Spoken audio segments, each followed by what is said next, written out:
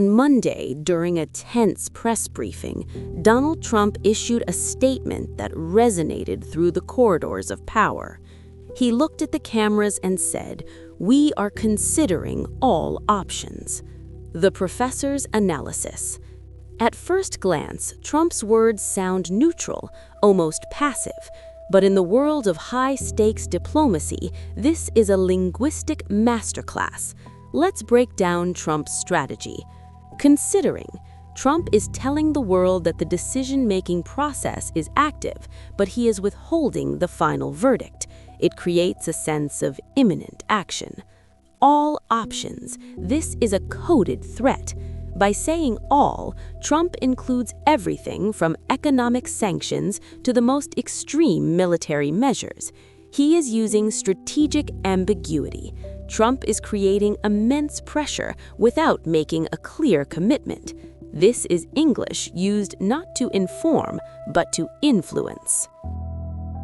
Beyond Trump's warning, Antony Blinken, State Department, used the word deconfliction regarding military channels with Iran. After the prefix de, to reverse or remove. Explain the difference between conflict, fighting, and deconfliction, the process of avoiding accidental fighting. The syntax. Note how he uses the gerund form as a noun. Maintaining deconfliction is our priority.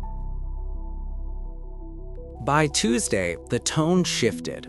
Democratic leader Hakeem Jeffries fired back, describing the president's rhetoric as woefully insufficient and unhinged. Notice the precision in Jeffries' attack. Woefully. Jeffries doesn't just say not enough. He uses an adverb that carries the weight of a tragedy. It implies a failure that causes deep sorrow. Unhinged. This is a direct shot at Trump's stability. By using this word, Jeffries is telling his audience that the door of leadership has lost its hinges. It is no longer functional. In advanced English, when you want to discredit a plan, you use woefully to sound authoritative and serious. The House Oversight Committee issued a subpoena to a key White House aide regarding secret Iran negotiations. Listen to that word, subpoena. It sounds elegant, but its origins are quite stern. It comes from the Latin sub, meaning under, and pona, meaning penalty. In advanced English, if you are under subpoena, you are not just being asked to show up, you are being ordered by law. If you fail to comply, you face a penalty. Now pay close attention to the phonology. For my advanced learners, notice that the P is silent. We say subpoena. It's a classic example of English retaining its Latin roots while evolving its sound. When you hear this in the news, remember, a subpoena is the ultimate legal summon. It represents the moment where politics becomes a legal battle. Wednesday brought a moment of hope. A White House spokesperson confirmed that 3 American servicemen were safely recovered and would be repatriated immediately. The choice of words here was crucial for de-escalation. Safely recovered, they didn't just find the soldiers, they recovered them, implying a strategic and successful military extraction. Repatriated. The spokesperson chose this over sent back. Patria means fatherland, to repatriate a person to their nation with honor.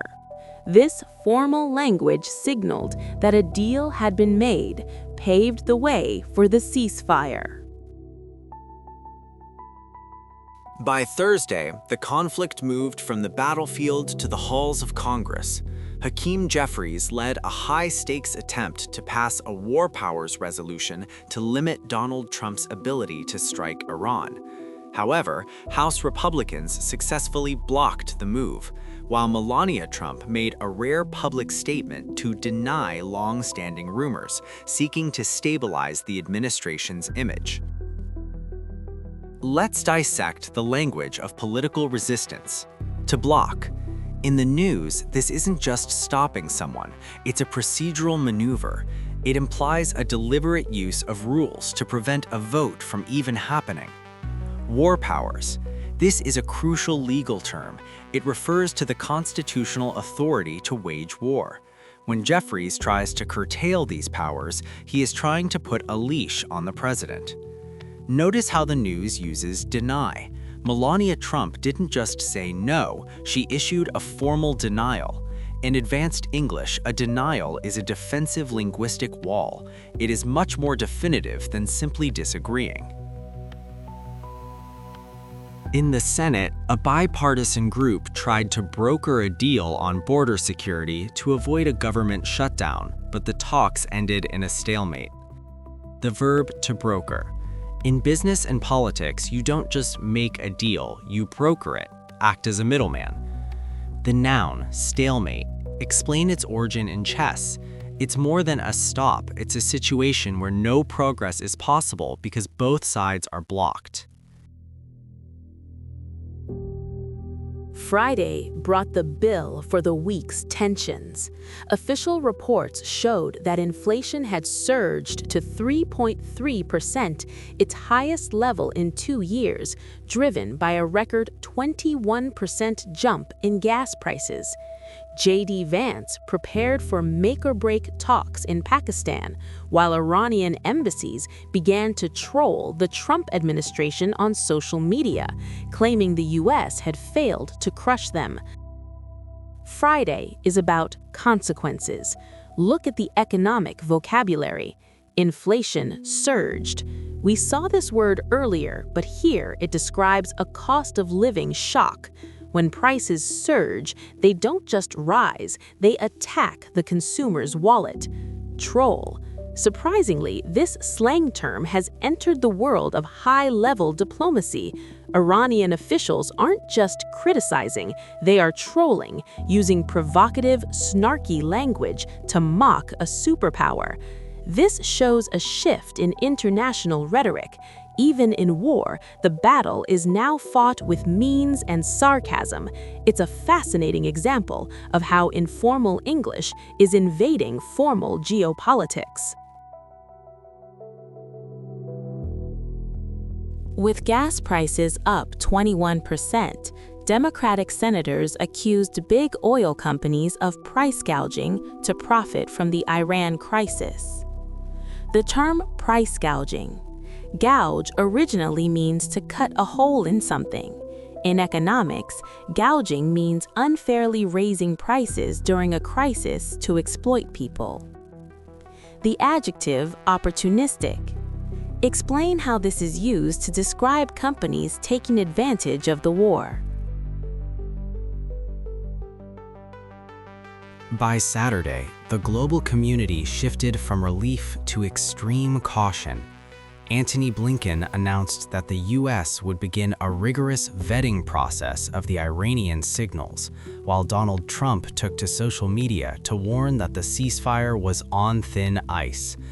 Meanwhile, international observers began to monitor the borders to ensure no hidden movements were taking place. Saturday is the day of verification. Let's look at the vocabulary of caution. Vetting. This is a crucial term for advanced learners. To vet someone or something means to perform a thorough background check. You don't just check a deal, you vet it to ensure there are no hidden traps. On thin ice. Trump used this famous idiom. Imagine walking on a frozen lake. If the ice is thin, you are in a dangerous, unstable position. In diplomacy, it means one wrong move will restart the war. Monitor. Notice the verb. It's more than watching. To monitor is to observe technically and continuously. It's the language of surveillance. In your career, before signing a contract or hiring a senior manager, you must say, "We need to vet this proposal thoroughly." It shows you are a meticulous and serious professional.